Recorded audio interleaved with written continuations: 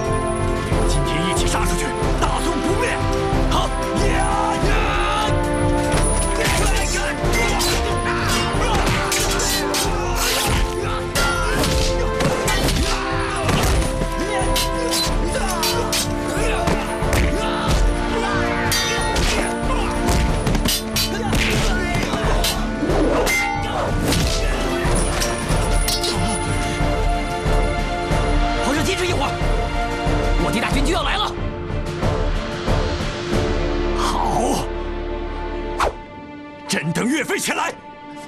怎么办，将军？将军，怎么办，将军？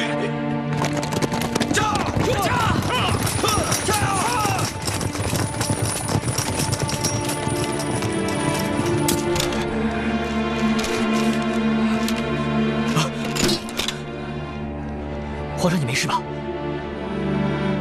没事。恭喜张大人逢凶化吉，逃过一劫。你怎么知道？我还知道，力琼已经带着5万人马和10万百姓投金了。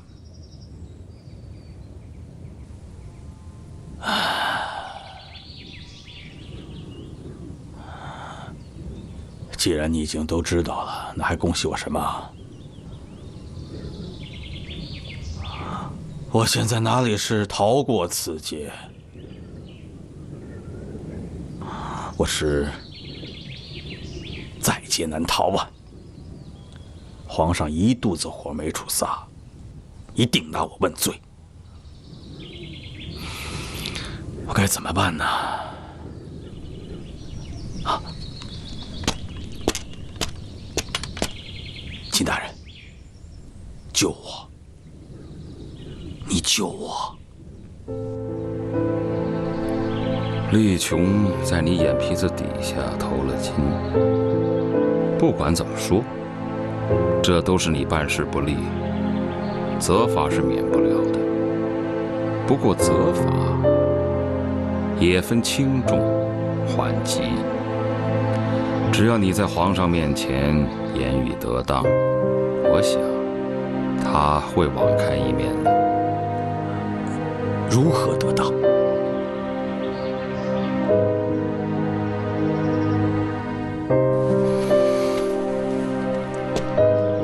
淮西兵变，你难辞其咎。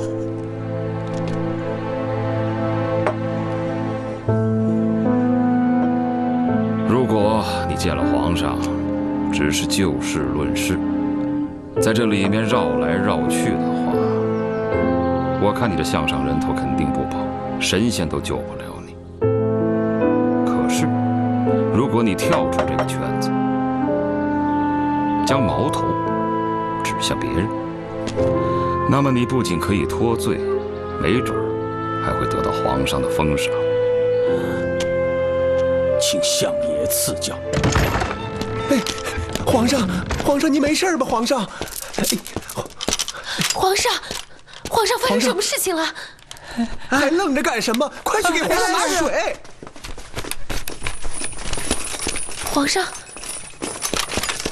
皇上，厉琼带了5万人马和10万百姓投了金人。御林军赶到时，张大人仍不见踪影。继续再追。是。水呢？怎么还拿不来呀？经历了苗刘、淮西2次兵变，皇上现在最害怕的就是武将弄权。如果你能将矛头指向岳飞，你觉得皇上会怎么想？皇上会更怕。相比之下，对你的怒就不算什么了。那岳飞可就大祸临头了。齐相国，你这招1石2鸟，高啊，真是高啊！去哪儿啊？去面圣啊！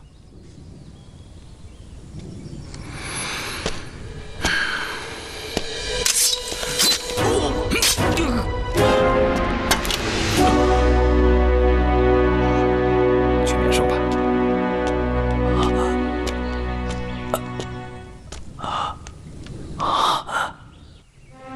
你们这些废物！淮西兵变，5万大军，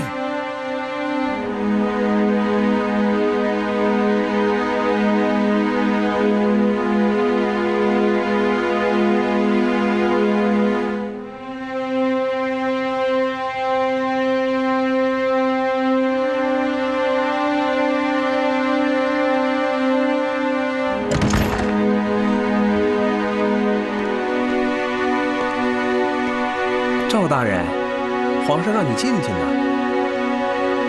走吧。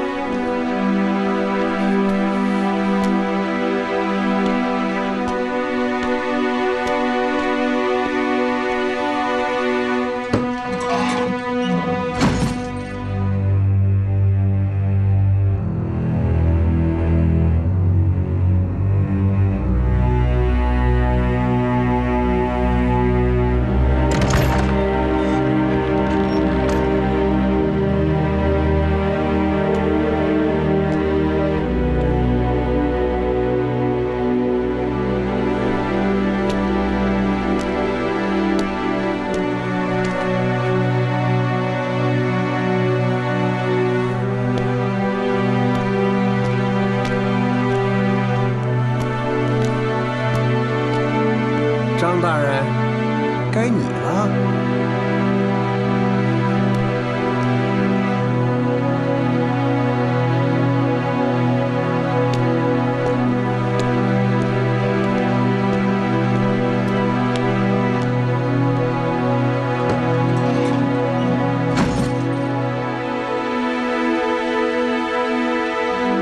罪臣该死，罪臣罪该万死。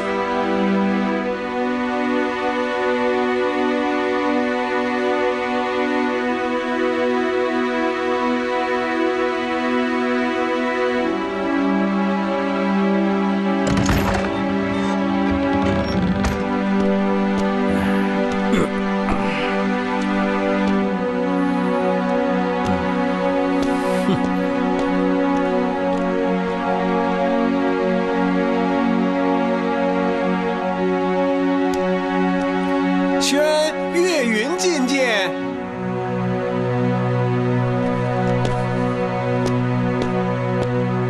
臣岳云叩见皇上。岳爱卿，救驾有功，快快请起。要是大宋多几个像你们这样的父子，朕就高枕无忧了。这把宝剑，随朕从归德一直走到这里，现在朕把它送给你，你以后要用它平奸除逆。谢皇上。起来吧。这次要不是岳爱卿及时赶到，后果真是不堪设想啊！哦，对了，你是怎么知道厉琼会兵变呢？微臣不知。那你怎么会出现在那边？我爹让我送奏折给皇上，正好遇到贼人图谋不轨。奏折？啊！皇上。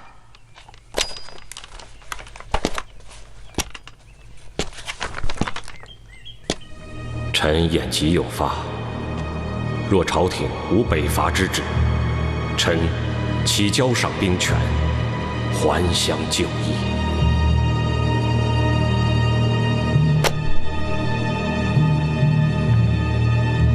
回去告诉你父亲，他的奏请朕不准，让他速速回营。是。 皇上，事情都已经过去了，您就不要再多想了。所幸有惊无险，皇上龙体安康，已是大幸。朕不是为此事烦恼。今日张俊说的很有道理。太祖皇帝历朝以来， 崇文抑武是有道理的，你知道为什么吗？因为100个文臣贪污纳贿，都比不上一个武将作乱，危害更大呀。皇上是不相信朝里的大将军吗？朕的江山稳固，必须靠他们，所以朕不得不信。但若全信， 对江山社稷的危害将会更大。那皇上现在有何打算呢？朕现在还没有想好。不过日前，金营传来消息，要与朕议和。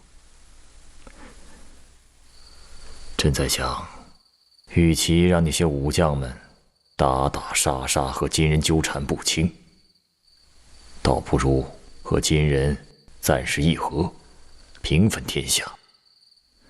你说这样可好啊？这种朝廷大事，臣妾怎么知道？臣妾进宫前，只是一个卖豆腐的。卖豆腐好啊，等朕老了，牙齿咬不动了， 就天天吃你卖的豆腐。皇上，你又取笑臣妾。所谓与子偕老，不就是你取笑我，我取笑你，这样过日子吗？你说能过这样的日子，该有多好啊！可惜，我能不能等到那一天，很难说啊。皇上。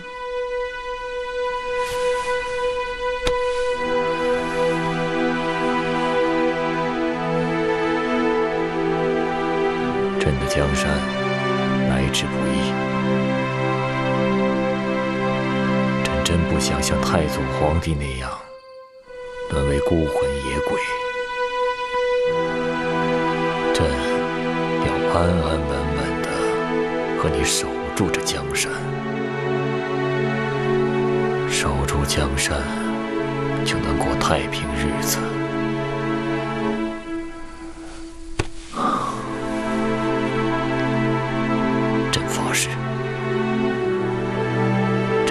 错杀忠臣，也不会再让像淮西兵变这种事情再次发生。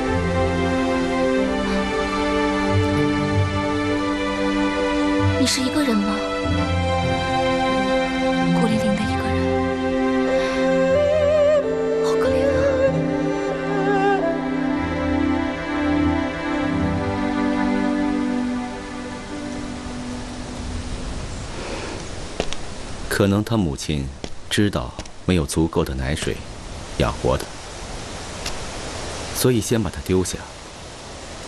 但他知道活下去才是最重要的。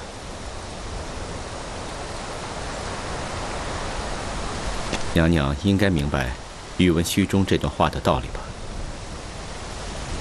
你也是来给金乌珠当说客的？宇文虚中不敢。我只想对娘娘说，连一只刚出生的小狗都明白生存的法则，明白弱肉强食的道理。你不用跟我讲什么道理。其实，我并没有跟你讲什么道理。宇文虚中只是想起，在我儿时家乡发了一场大水，当时我们3个兄弟都被大水冲散，娘身单力薄，只能救1个孩子，她选择了我，却只能眼睁睁地看着2个哥哥被大水冲走。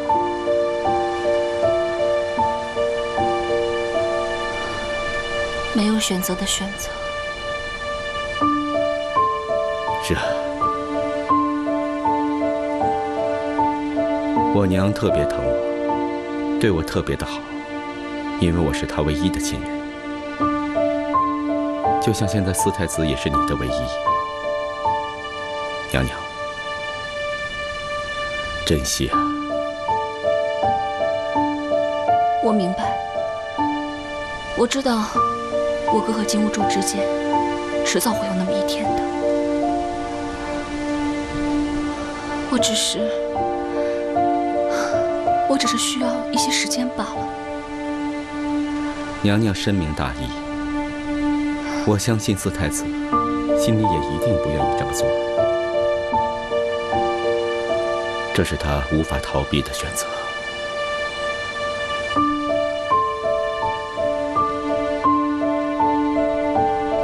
你一定很想念你的家人吧？当然，日日思念。可是我没有办法，与其自暴自弃，倒不如先想办法照顾好自己。或许有一天，我会等到和我家人见面的那一刻。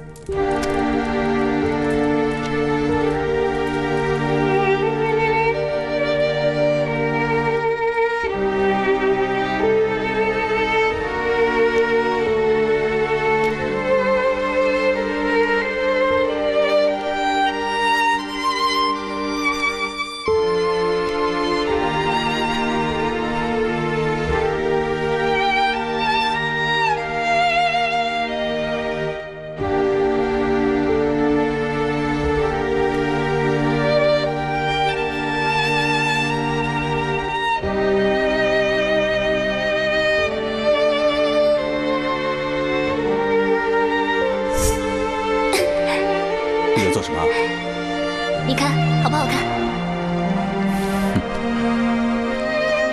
好不好看？不是给你做的。不是我的那是谁的？你给哪个野汉子做帽子，还当着我的面？哎呀，不是野汉子，这是给我哥哥做的帽子。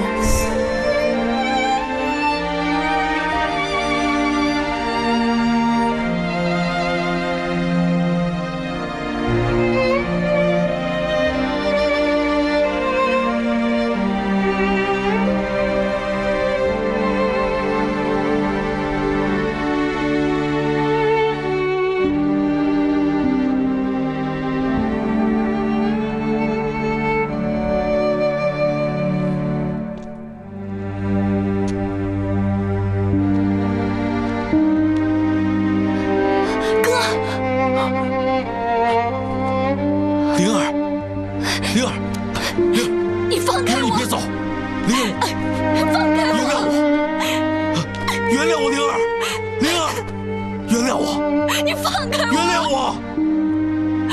你可以恨我，但你不要离开我。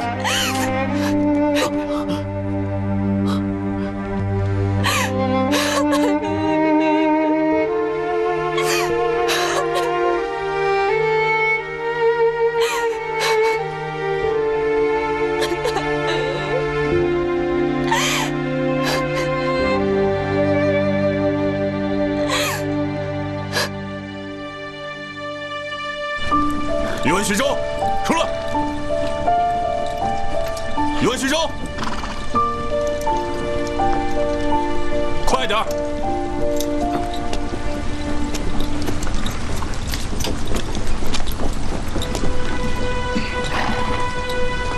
是爹。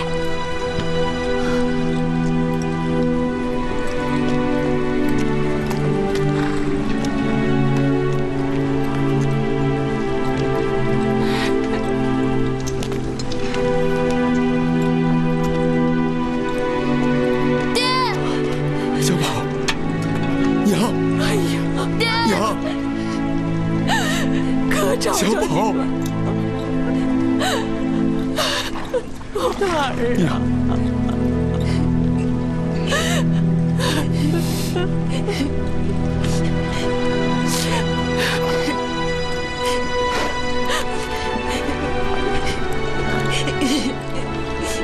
娘，你们是怎么找到这里来的？是我派人接他们来的。没想到你还有一个这么可爱的孩子，是不是啊，小宝？别怕，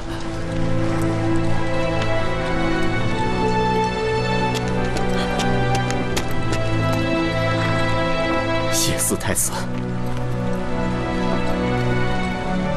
你们先好好聚聚，回头我再找你。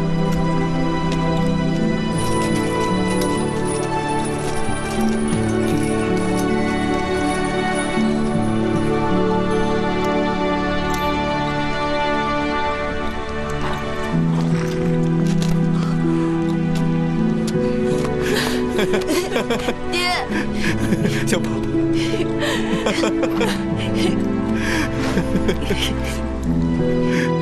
娘，吃点菜。小宝，小宝哥，多吃点，吃点啊。来，爹，我们什么时候回去啊？等不打仗了，我们就回去。那什么时候不打仗啊？总会有这么一天的。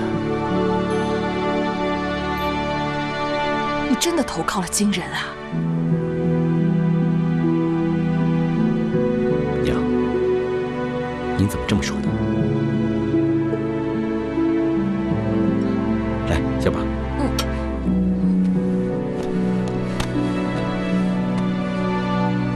吃饱了吗？吃饱了。好。外面有好多马，你要不要骑马呀？要。那好，去吧。当心点儿，小宝。哎。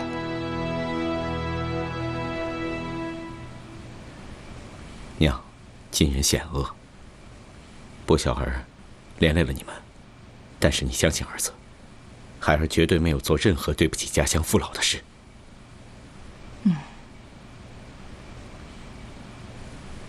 你们忍耐一下，我一定会想办法救你们出去的。那你不和我们一起走吗？我还有更重要的事情要做。还有什么事情比娘，比你的亲生骨肉还重要？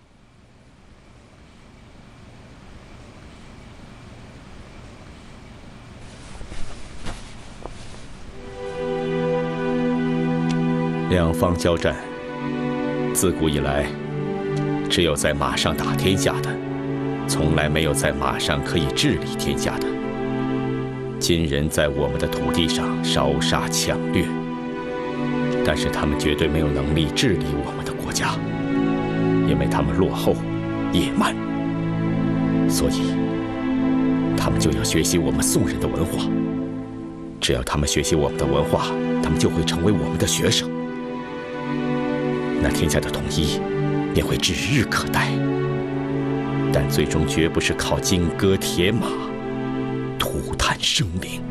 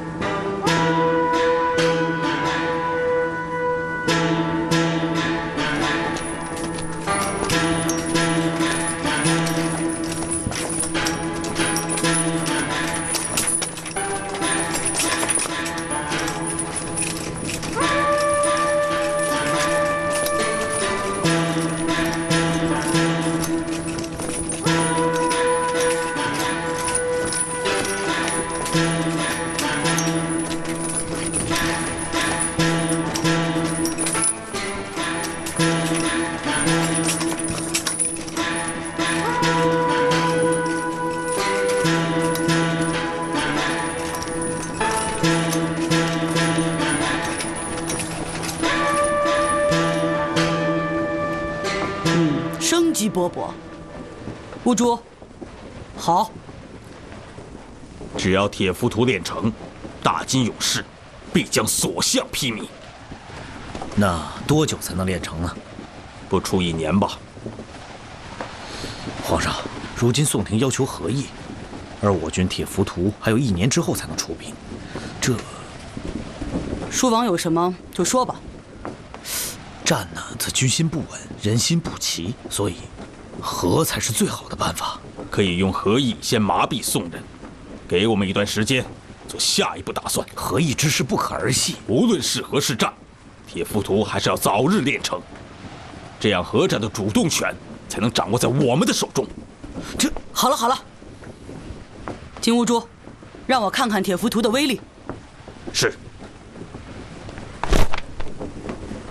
出发！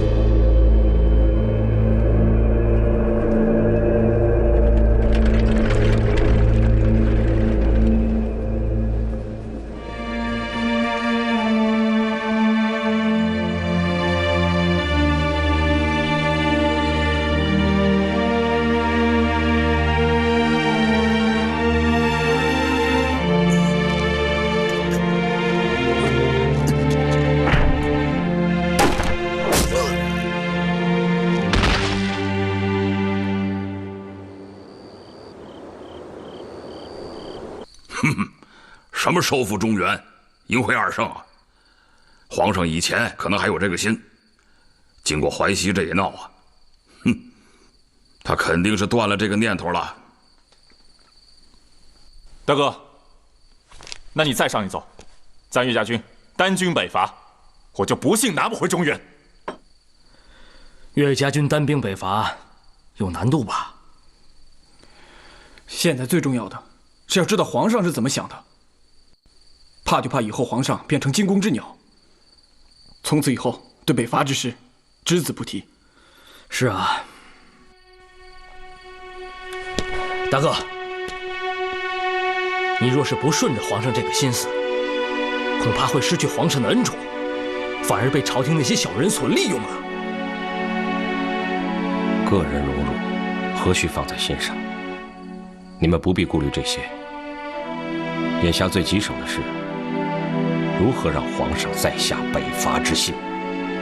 皇上没有处罚张俊，反而升了他的官，这就说明问题了。皇上根本就不想北伐呀！不是皇上不想，而是皇上怕我们这些武将在北伐的过程当中不断壮大自己的力量。哎，这壮大有什么可怕的？这军队壮大了可以保卫社稷，保护老百姓嘛。再说了，俺老牛有啥可怕的呀？他要是怕俺对他不忠的话呀，那就把俺最值钱的东西都押到他那儿去。不是你，有什么值钱的东西啊？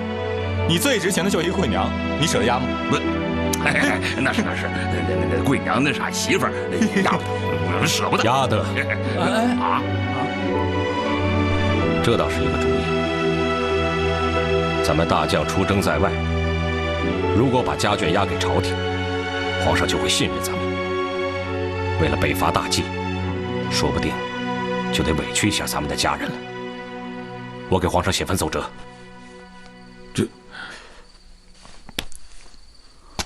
爹，刚才探子来报，有一队大京使者入境，正向临安而去。真的？啊！这娃儿的，这皇上他是又想议和了。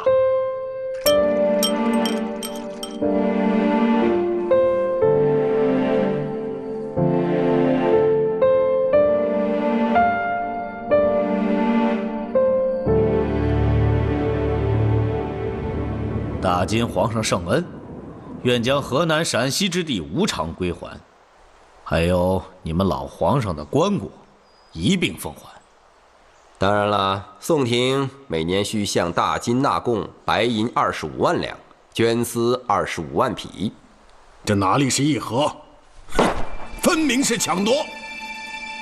大宋久战方息，民生凋敝，百业困顿，今非昔比啊！所纳之数，那可是宋人的脑袋和性命啊！哼！大人说的这些，我可就管不了了。我们是奉大金皇帝的命令，前来江南诏谕的，而且大宋必须废除年号，对大金俯首称臣。这不可能！从此以后，大宋的皇上必须跪拜接旨。这更不可能！这样的议和，丧权辱国，恕不能接受。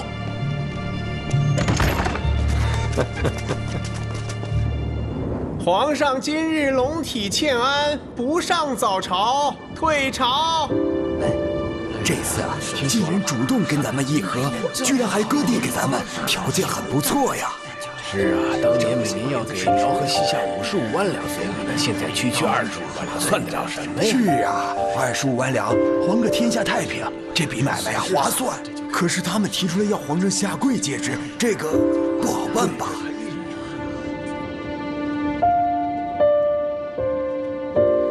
皇上，昨天晚上您一夜辗转反侧，想的可是议和的事。是啊，靖康之乱11年来，这可是金人第一次主动提出议和。这11年来，每天晚上朕都会做同一个梦，梦到先帝、韦后不停地在朕耳边说：“我的儿啊，我冷，我想回家。”所以皇上想要议和。昨天朕想了一个晚上，金人愿将河南、陕西之地交还，还要送先帝还朝。如此优渥的条件，朕怎能不动心？只是，皇上在顾虑什么？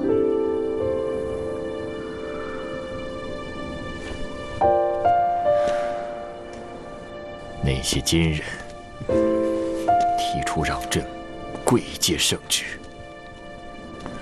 朕不是不愿跪，若朕下跪磕头，可以化淮河而分治，让百姓免遭战乱之苦，让太后可以回到南宫。别说是磕几个头了，就算是要朕的命，都可以。若朕下跪磕头，可以化淮河而分治，让百姓免遭战乱之苦，让太后可以回到南宫。别说是磕几个头了，就算是要朕的命，都可以。虽然皇上有分治之诚，思母之切，可是皇上贵为大宋天子，实在不便于大庭广众之下跪拜北京来使。皇上这一跪，可就跪掉了江南民心，跪掉了中原气节啊！朕所顾虑的，也正是此事。皇上，皇上，皇上！诸位大臣都候在大殿之上不肯离去，说是今天必须见到皇上不可呀。朕再说一遍，不见。皇上息怒，这满朝大臣得知议和的消息，都像热锅上的蚂蚁，他们都想知道皇上到底接不接受议和呀。他们一个个看起来忧国忧民，朕到了关键时刻，全都没了主意。朕不知道我大宋养这些窝囊废到底有何用。皇上，恕老奴多嘴，老奴认为现如今可以问计于一人呐。谁？秦大人。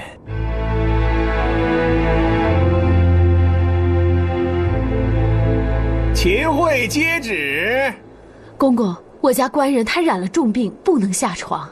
皇上有要事相召，病得再厉害也得去呀。公公若是不信，您看看便知。哼。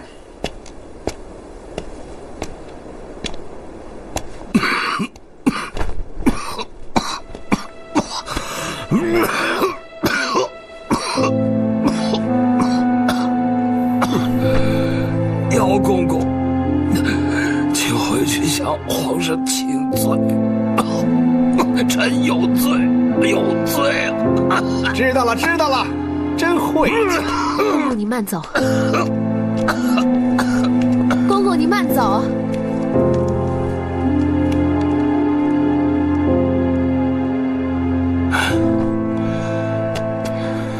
官人，你这可是欺君之罪呀！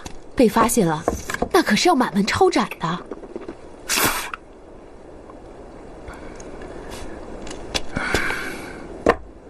从吴国城到临安，这一路之上，战战兢兢，如履薄冰，活得像一条狗一样，被晋人拿着把柄，被皇上呼来喝去，这种日子我受够了。事到如今，只有赌一把，要么一人之下，万人之上，要么永世不得超生。那皇上一定恨死你了呀！皇上，他对我的态度，先齐之，后爱之，又疑之。现在起，我要让他拒之。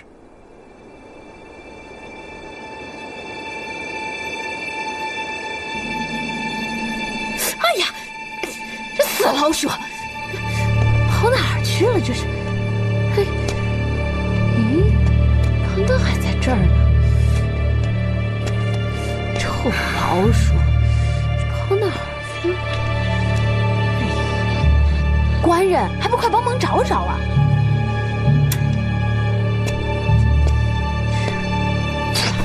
跑哪儿去了？这是。你还想逃吗？谅你也挑不出我的手掌心去。哎呀，你还在说些什么呀？这，你抓住了？秦相国，我特地请人从波斯带回一只猫来，这样以后就不用怕老鼠了啊！哎呀，好漂亮的猫啊！哎呦，哎，张大人快坐，我去给你们做些酒菜。夫人。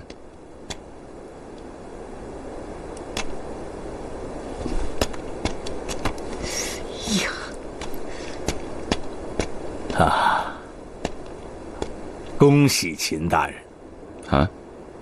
皇上命我请你入宫面圣，我就说嘛，皇上一定会再次启用你的。哎，你赶紧收拾收拾，咱们走吧！啊！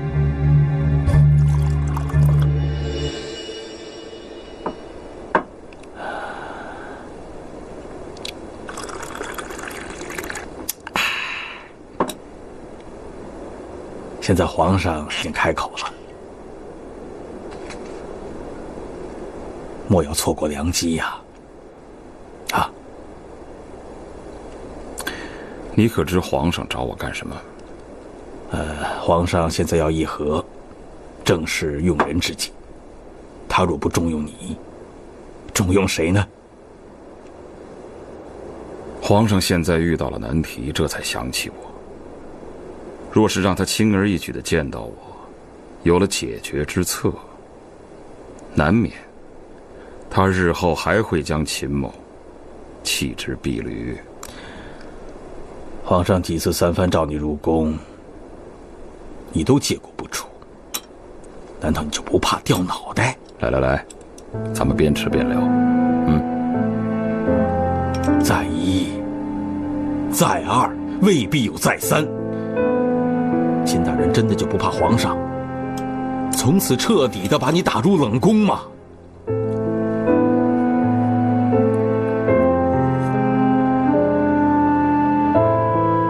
张大人，若是一个人腹中饥饿，他不会把嘴边的肉扔掉，就算它是老鼠肉，吃下去也会甘之若饴。张大人，这老鼠肉的味道怎么样？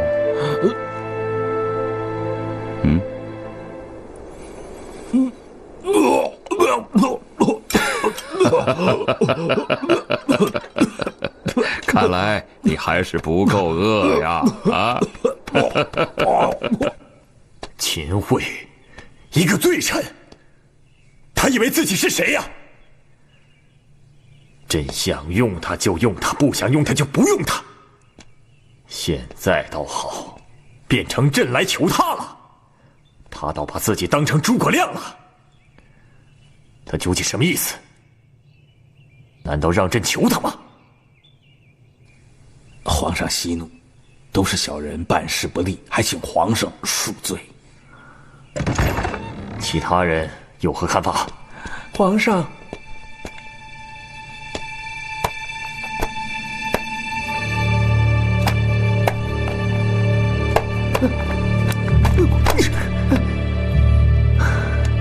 没有一个折子是有用的，全是废物。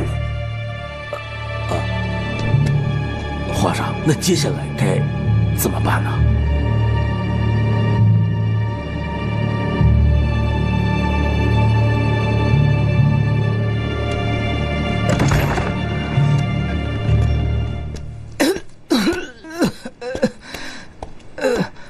娘，你身子不舒服，没起来。我喂您喝点汤。不用了，娘，您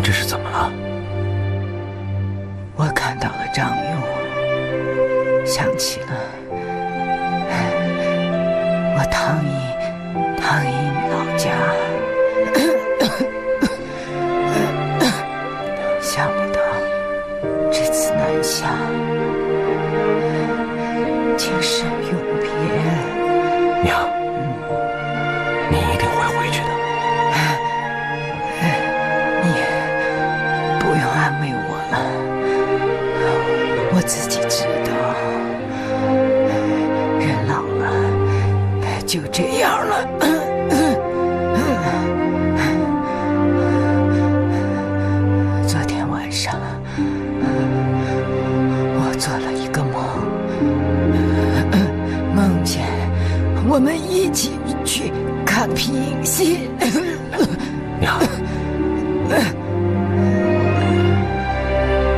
娘，我记得小时候，您最爱带我去看皮影戏。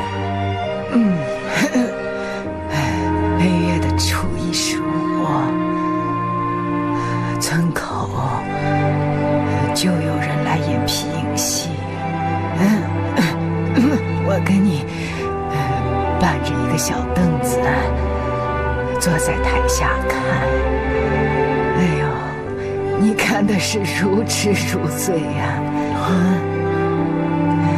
等到戏完了，人散了，我们娘俩还舍不得走呢。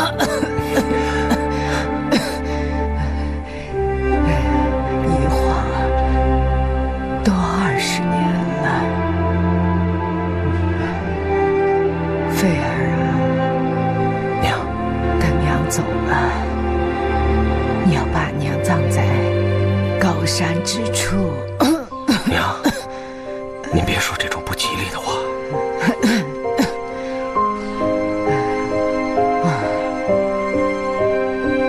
活着回不去了，死后我希望能日日望着家乡。张勇说庐山就很好。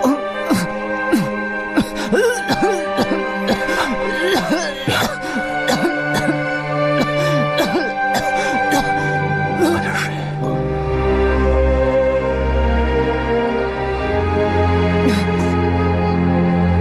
娘，有没有舒服点儿？将来能回去的话，把我的灵柩和你爹葬在一处，老家没人了，你爹的坟头长满了杂草。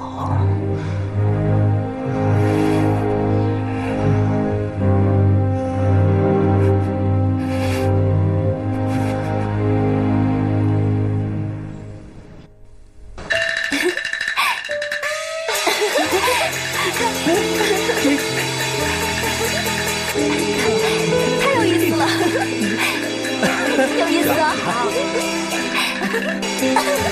哇，真不错！哎，看，好，耍得真不错。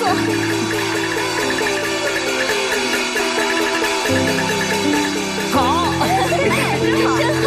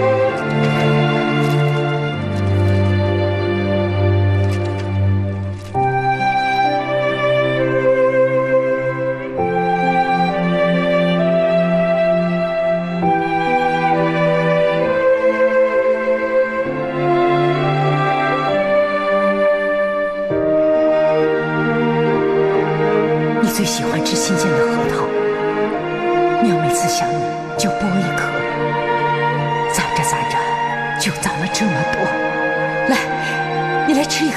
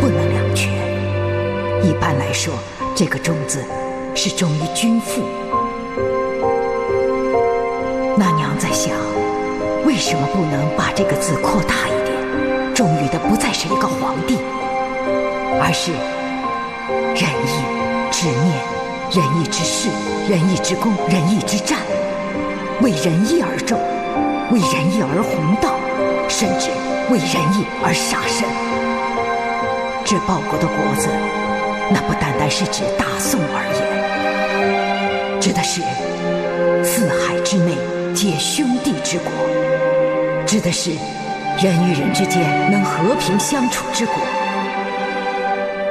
朝廷以仁义为政，三军以仁义为师的泱泱大国。你的州，你的国，也许在眼前，也许在未来。娘，孩儿会记住你的教诲，千里相送，终有一别。您在此入土为安，好生安息吧。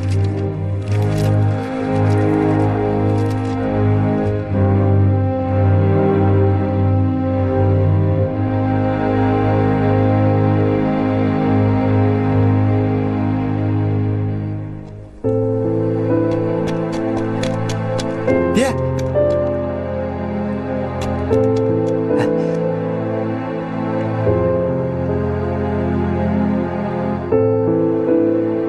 爹，你这是看什么呢？提防新伟，必有雨。鸡斗牛女，雨蒙蒙。爹，别开玩笑了，你看这天上满天的星星，明天怎么可能下雨呢？看着吧。哦，对了，皇上那边有什么情况吗？哎，皇上整天大发雷霆，骂那帮大臣都是酒囊饭袋。哎，你说，关键的时候连一个给皇上出主意的人都没有。岳飞呢？爹，我听说他老母去世，他上庐山守孝去了，估计这会儿也没工夫搭理这事儿。这么大的事，他不会坐视不理。他爱理不理。哎，你想想，现在皇上考虑的不是战和和的事儿，而是怎么和。眼下皇上正好没了方向。爹，现在皇上是最需要你的时候。爹，你看看什么时候去见皇上啊？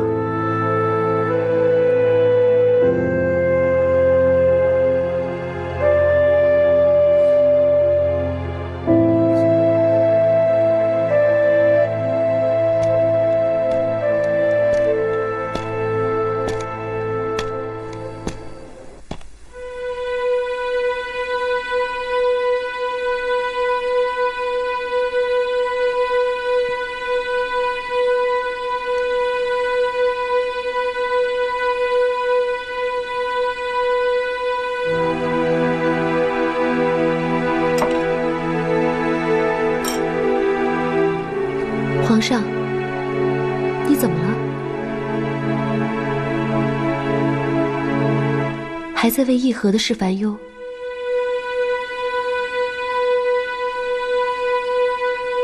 皇上为此事食不知味，夜不能寐，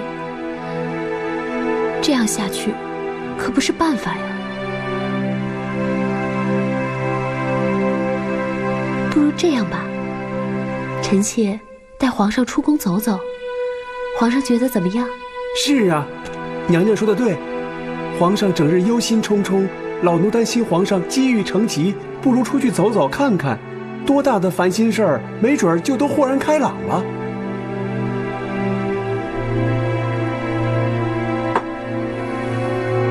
好吧，朕就听爱妃的话，赶紧去准备。是。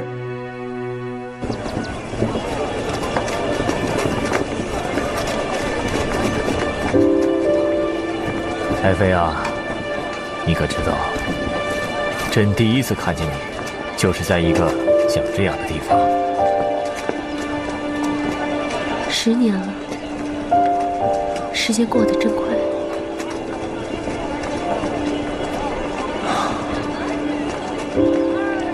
当年王渊、康吕2个人，竟然背着朕胡作非为，让你受委屈了。不过万幸，他们2个人终究算是恶有恶报。但是这件事情至今仍让朕心有余悸。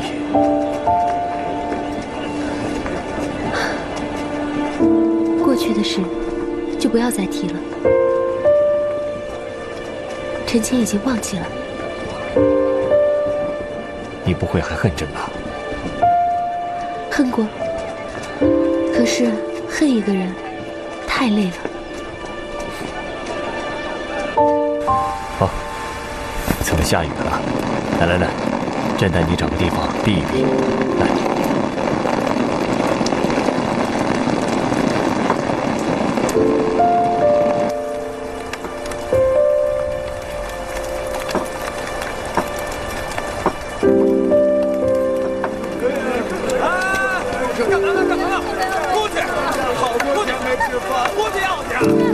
下去看看，做了什么事？是。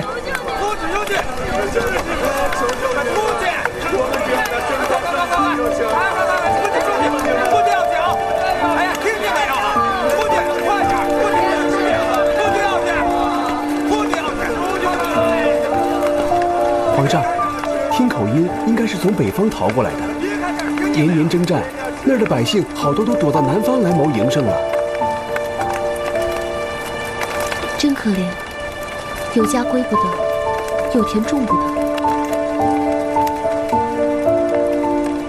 当年的汴京，八荒争凑，万国咸通，繁华之极。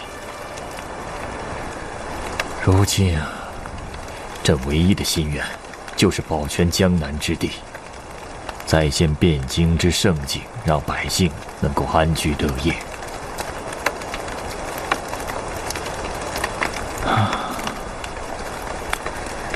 这次议和能够成功，天下就太平了。臣妾相信，皇上一定能够做到的。这次议和事关江山社稷，可是，在朝中这么多的大臣，朕居然是无人可问。唯有秦桧脑子还算聪明，却屡次三番托柄不见，让朕如何是好啊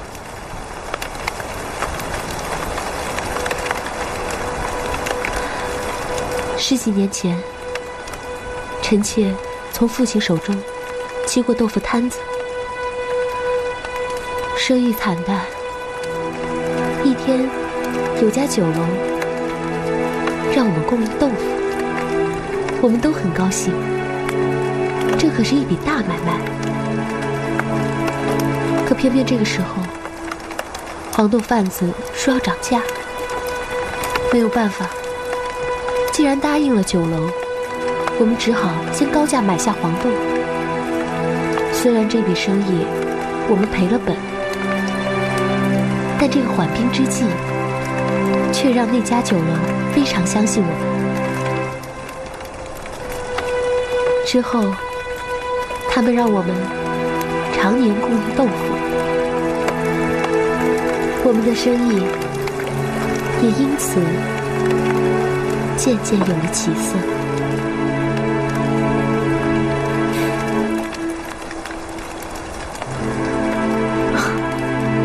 爱妃这个豆腐精还确实有点道理。皇上取笑了。姚公公，皇上，秦桧他现居何处啊？在城南，离这儿不远。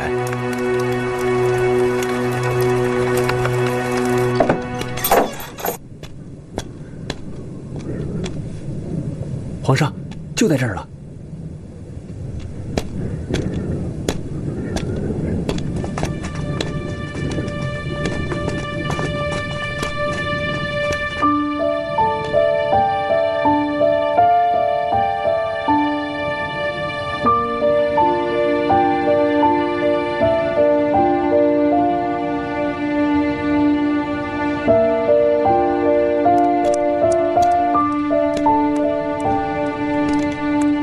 哎，秦大人，皇上来了还不出来见驾呀？秦大人，秦大人，皇上，皇上，秦大人他死了。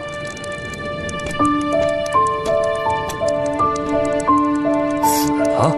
前2天他吐血吐得好厉害的，他死了。皇上。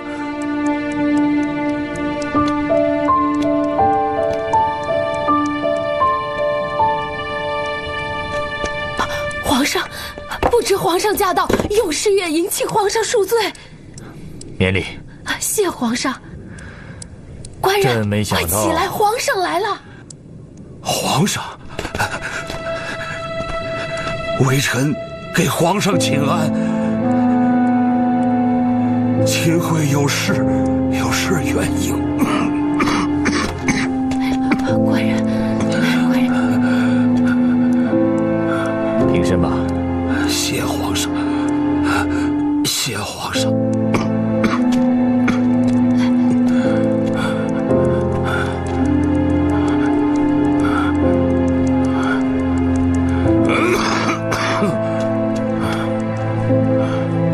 秦桧啊，没想到你堂堂相国，居然沦落到如此下场。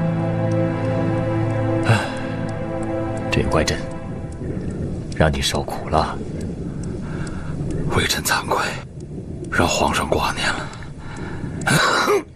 哦，朕给你带了一些名贵的草药，保证会药到病除。秦爱卿乃是朝廷的栋梁之才，要赶紧好起来啊！谢皇上，谢皇上。哎，快坐。皇上也坐。哦。请。宋今又在商谈议和之时，朕此次前来，就是想听听你的意见。微臣以为，和则双赢，战则双败。此话怎讲？皇上，真宗皇帝的时候啊，大宋跟当年的大辽立下了澶渊之盟，将当时2个县1年的总收入赐予大辽，换来天下太平。而如今花些许银两，就能收回河南、山西之地啊！皇上，皇上胸怀勤政爱民之心，微臣以为不出2年的功夫，肯定就能赚回这点银券。这些道理朕都懂，然而金人刁难，不但要向他们称臣纳贡，还让朕下跪接旨，简直是岂有此理！是啊，微臣听说金人他们态度非常强硬，毫无回旋余地。如不答应，恐怕这议和难成。倘若如此，我大宋颜面何存？必须要想一个两全其美的办法才行啊！皇上所言极是。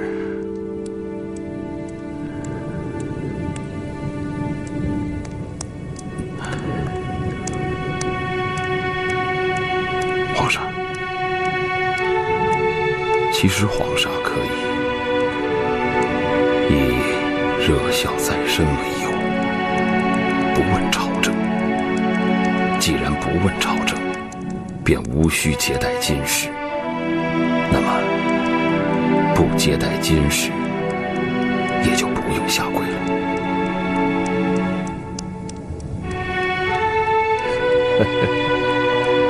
好啊，朕总算是没有白来。不过，你说金人他们愿意吗？皇上，秦桧愿前去与金人交涉此事。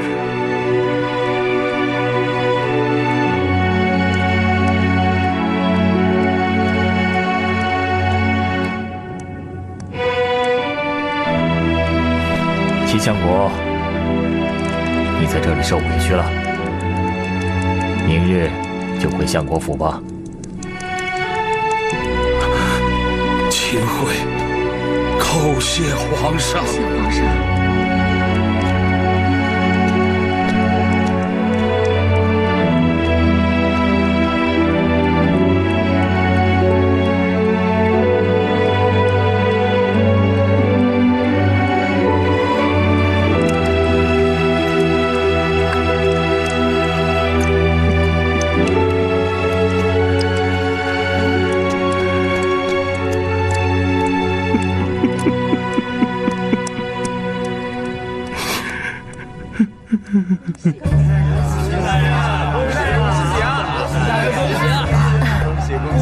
谢谢啊，谢谢啊，恭喜啊！谢谢谢谢。大人啊！秦大人，恭喜恭喜啊！秦大人，恭喜啊，秦大人！恭喜恭喜啊！大人，恭喜恭喜！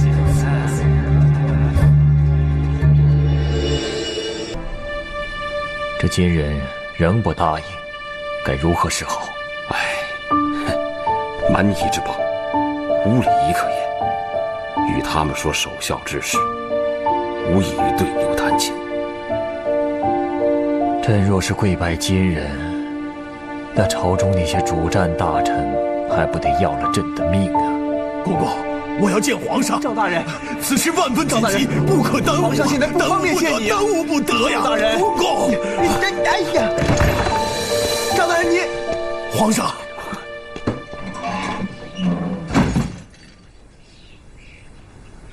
赵大人，你这是做什么呀？在外面火急火燎的，你乃大宋重臣，要注重体面。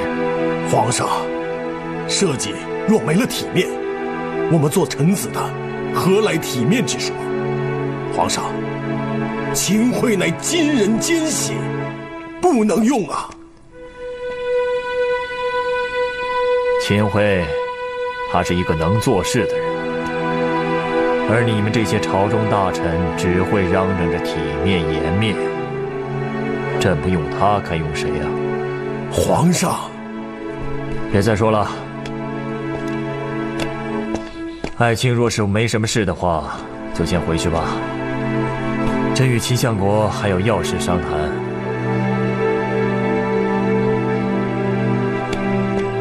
皇上，今人虎狼之心，不可合议呀。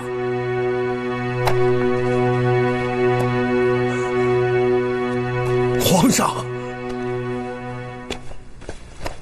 皇上，赵大人既如此反对，臣万万不敢再继续下去。